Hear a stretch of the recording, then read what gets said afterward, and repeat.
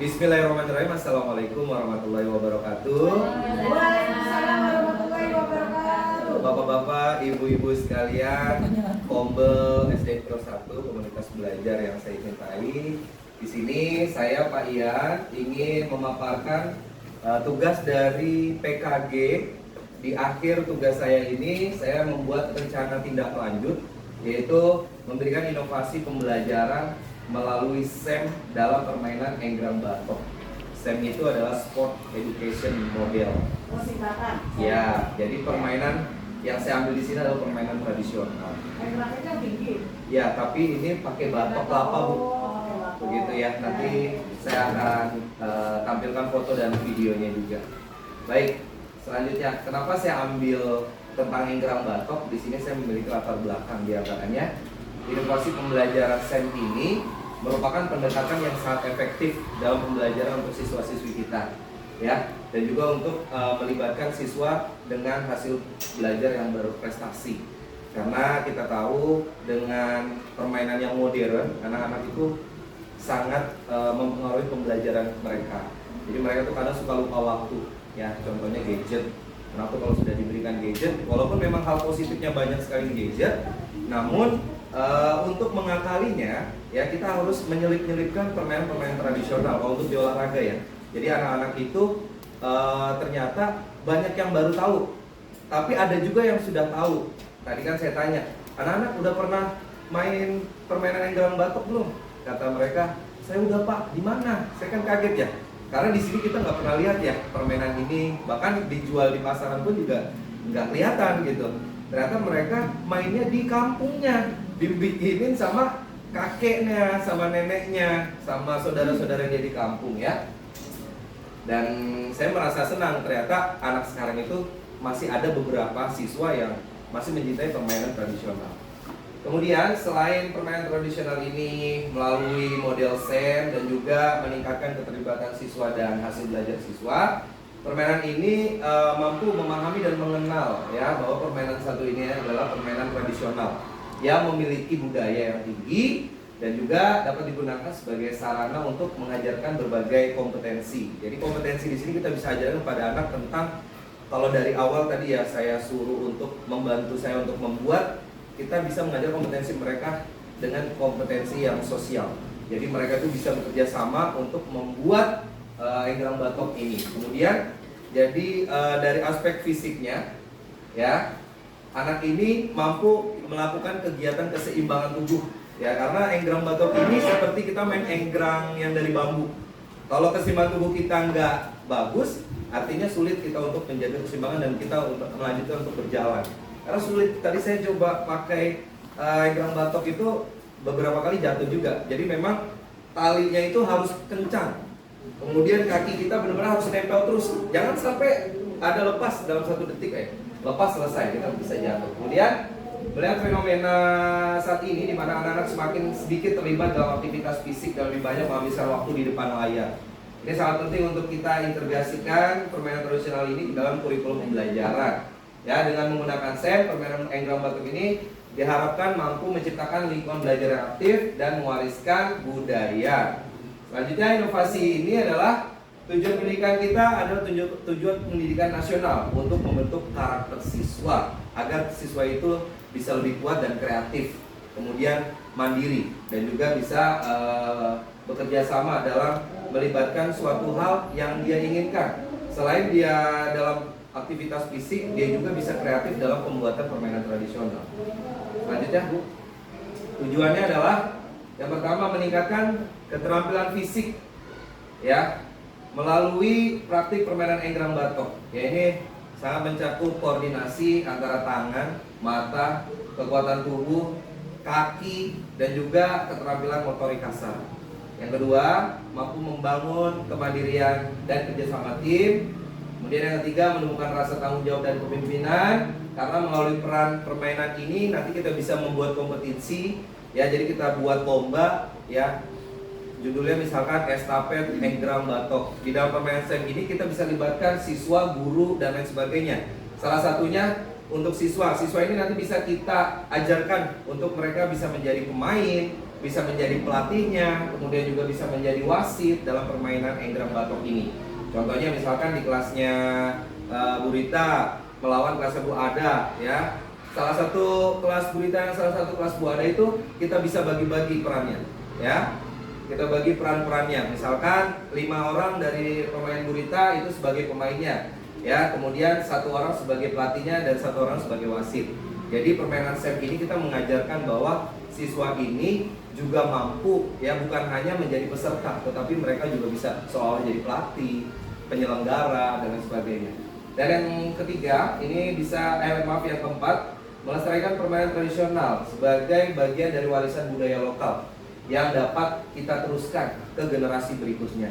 Ya, mudah-mudahan dengan memperkenalkan permainan ini, anak-anak semakin mencintai permainan tradisional dan bisa kita coba permainan tradisional yang lain. Kemudian meningkatkan rasa percaya diri dan semangat sportivitas melalui kompetisi yang sehat dan adil. Jadi dalam kompetisi nanti kita harus ajarkan mereka keadilan, kejujuran, dan sportivitas juga membuat kesehatan bagi tubuh mereka. Nah, di sini ada capaian langkah, ya, dan juga hasil yang diharapkan untuk tiap tujuan. Ada peserta didik, guru, dan sekolah. Selanjutnya, Bu Aisyah. Untuk hasil yang diharapkan dalam permainan ini adalah mudah-mudahan kita dapat meningkatkan keterlibatan peserta didik. Jadi peserta didik ini bisa kita libatkan. Jadi jangan peserta didik langsung suruh main. Kita libatkan untuk bagaimana cara buatnya agar mereka memiliki pengalaman. Kemudian bagaimana cara meningkatkan keterampilan sosialnya. Jadi cara membuat ini tuh kita bisa berkelompok, tidak sendiri-sendiri. Kemudian peningkatan kemahiran, terbentuknya lingkungan belajar yang positif, tercapainya tujuan pembelajaran. Selanjutnya, Bu Aisyah.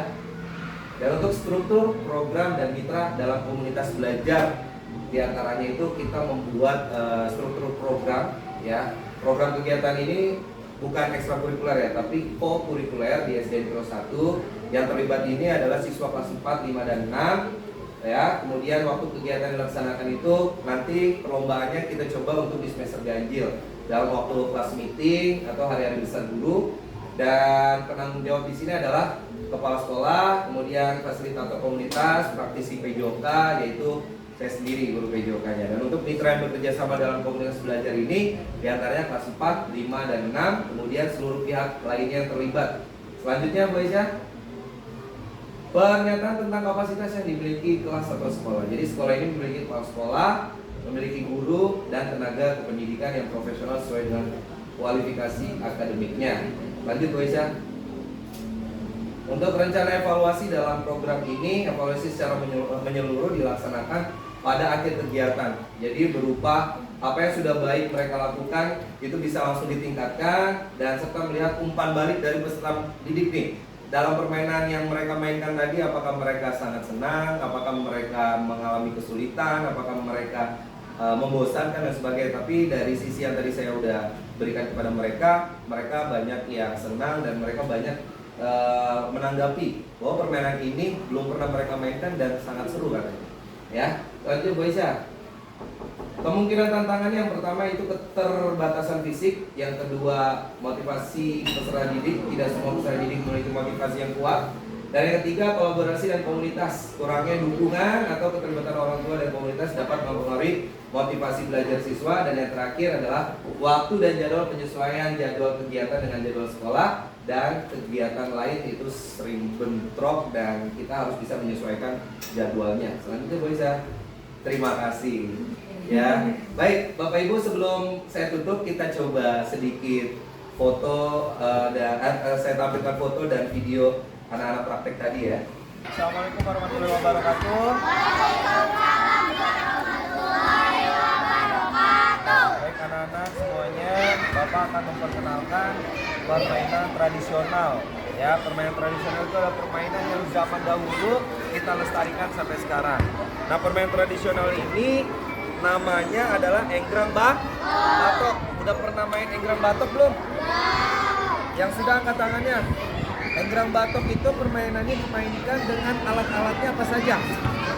Satu kelapa, terus tali, ya. Baik. Yang belum maupun yang sudah, sekarang kita akan coba membuat enggrang batok. Kemudian setelah ini selesai kita buat, kita mainkan. Baik, nanti cara permainannya nanti Bapak ajarkan ya. Baik, di sini yang dibutuhkan adalah batok kelapa, kemudian ini tali ya untuk pengaitnya dan untuk penyangga tali ya biar talinya nggak nyeplos. Kemudian kita bolongkan, ini bisa menggunakan paku, bisa juga menggunakan bor. Dan ini sudah Bapak bor nih di rumah ya. Jadi di sini nanti kamu tinggal memasukkan talinya saja. Nah, di sini permukaannya kan kalau di batok kelapa masih kasar ya. Jadi kita bisa menggunakan yang namanya amplas. Ini seperti ini ya. Ini kita bisa haluskan. Ya, ini kita bisa haluskan. Tuh, sampai permukaan bulu-bulu kelapa ini jadi halus gitu ya. Gitu. Baik. Seperti ini. Nah, kemudian di dalamnya kan masih ada seperti kelapa ya. Ini bisa kita bersihkan. Tapi hati-hati ya menggunakan pisau. Di sini tidak boleh bercanda, tidak boleh sembarangan ya. Ini kita bersihkan. Seperti itu ya. Paham? Dan ini sebagian sudah Bapak bersihkan, jadi kamu tinggal mengamplas saja. Baik ya. Sekarang Bapak bagi tugas. Ya, Bapak bagi tugas. Nah, di sini ada 1, 2, 3, 4. Ada 4 enggrang. Ya, ada 4 enggrang batok. Ya, nah, enggrang batok ini nanti Bapak bagi tugas. Ada berapa orang? 1, 2, 3. Hitung itu.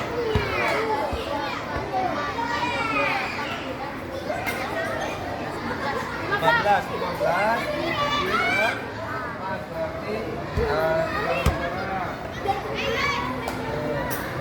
Bertiga. Dibersihkan dulu. 1, 2, 3. Nah, kamu ikut di sini. Japran sini, Bran. Japran sini, Bran. Sama Anung, Pan. Japran sama Anung berempat ya. Silakan. Aduh, Bapak. Ini nggak usah. Udah bersih. Yang plaza. Ya, silakan. Ya, sebentar. Ya, sebentar.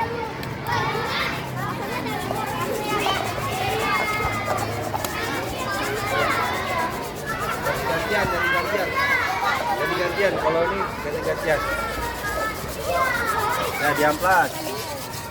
Nanti talinya kita ikat di ujungnya ya.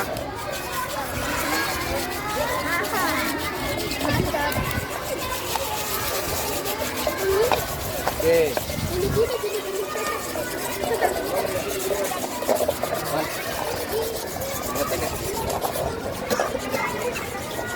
Dihalusin. Nah, permainan ini harus kita lestarikan. Permainan tradisional itu juga termasuk dalam permainan olahraga. Ya, salah satunya enggrang batok ini ya untuk permainan olahraga itu dapat membuat ya melatih keseimbangan, ya melestarikan budaya. Itu ya permainan ini jangan sampai dilupain. Oke.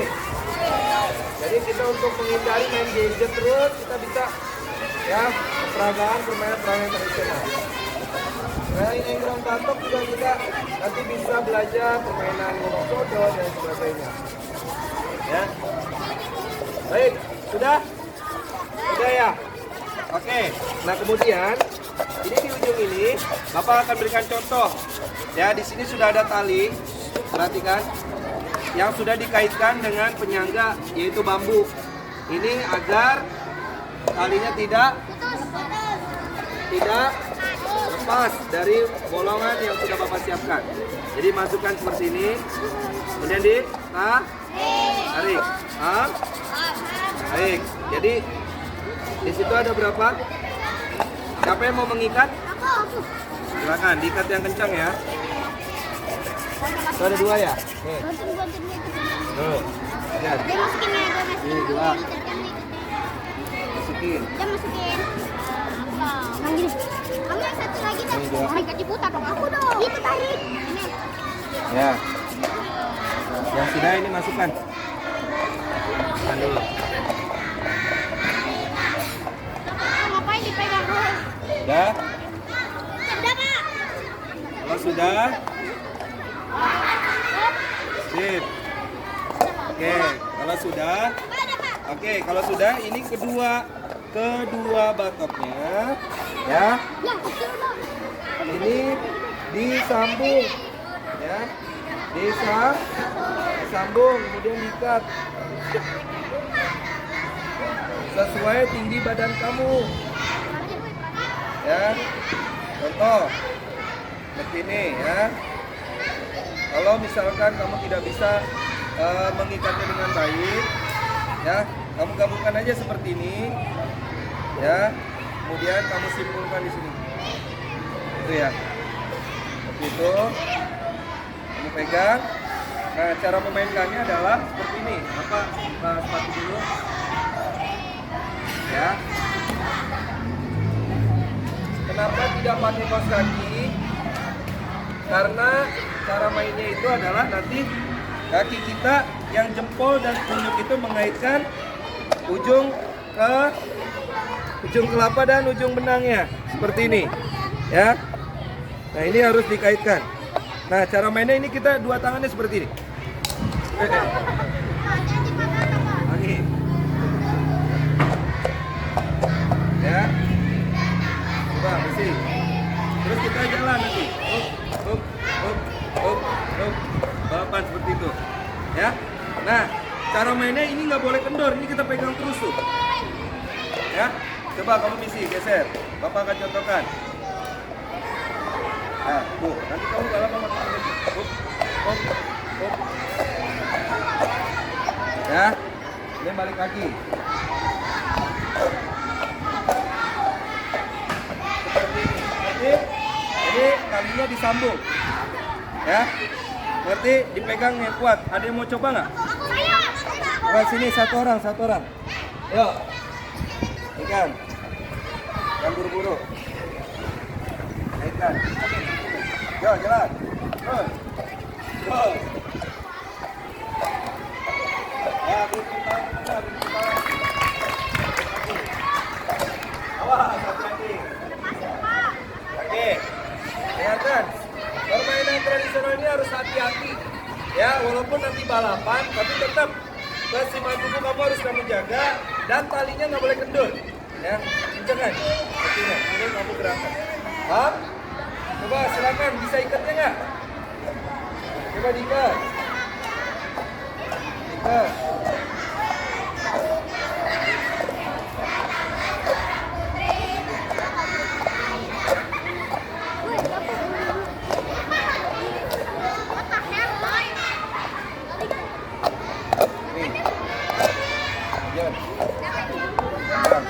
Nah, sini nak.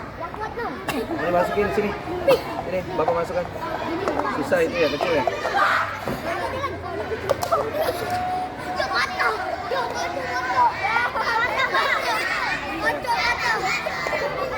Oke, stop dulu. Nanti kita sama-sama melakukannya.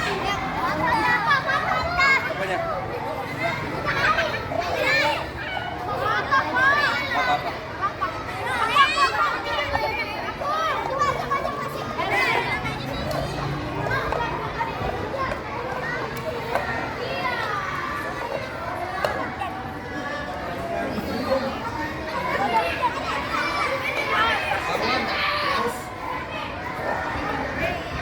Ya, cara permainannya adalah satu, kedua kaki kamu harus berada di batok, ya, di batok, berada di atas batok. Kemudian kamu menjaga keseimbangan dengan memegang tali, kemudian kamu gerakan, ya, sampai di garis putih ini.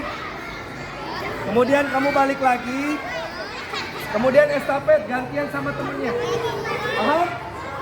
Oh, sama-sama balik lagi. Oke, siap? Oke, percobaan ya. Tiga. Hati-hati ya. Masukkan kedua setelah ya, jempol dan telunjuknya. Ya, di tengah-tengah antara jempol dan telunjuk masukin talinya. Oke, siap?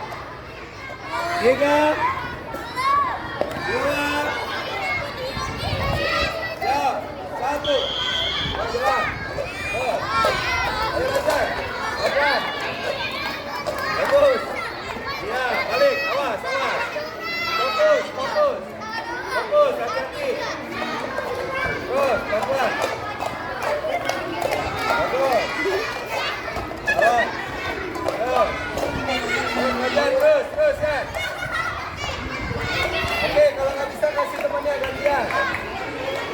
Gantian, ayo. Coba. Lanjut.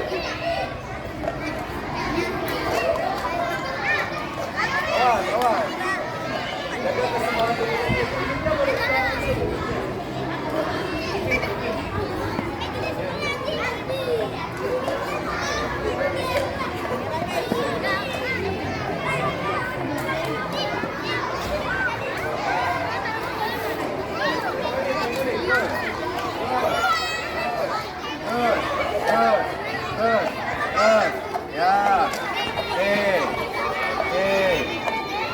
Ya, balik. Ya. Bagus. Ya. Oke. Itu ya, jadi mainnya harus kencang.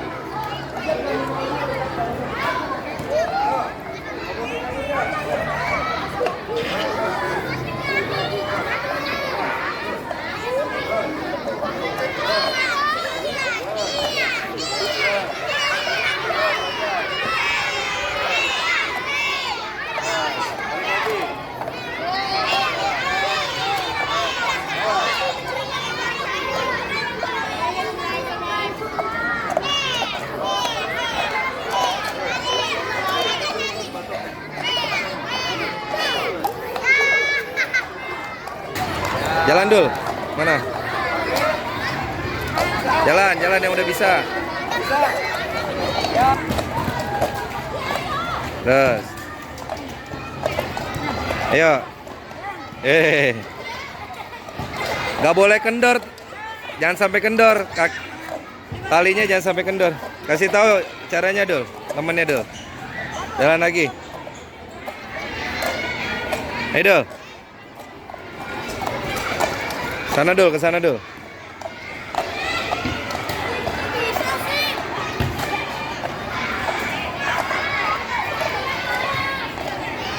Ayo Neng, bisa nggak?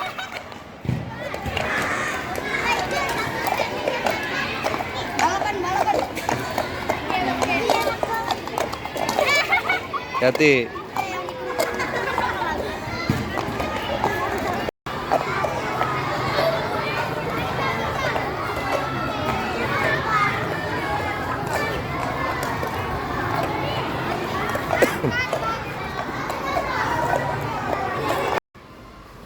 Ya baik, Bapak Ibu, ini berikut lampiran dan dokumentasi anak-anak. Terima kasih sudah menyaksikan hasil presentasi saya tentang permainan tradisional Indra Bakto. Semoga permainan ini kita bisa lestarikan untuk putra-putri kita, untuk peserta didik kita.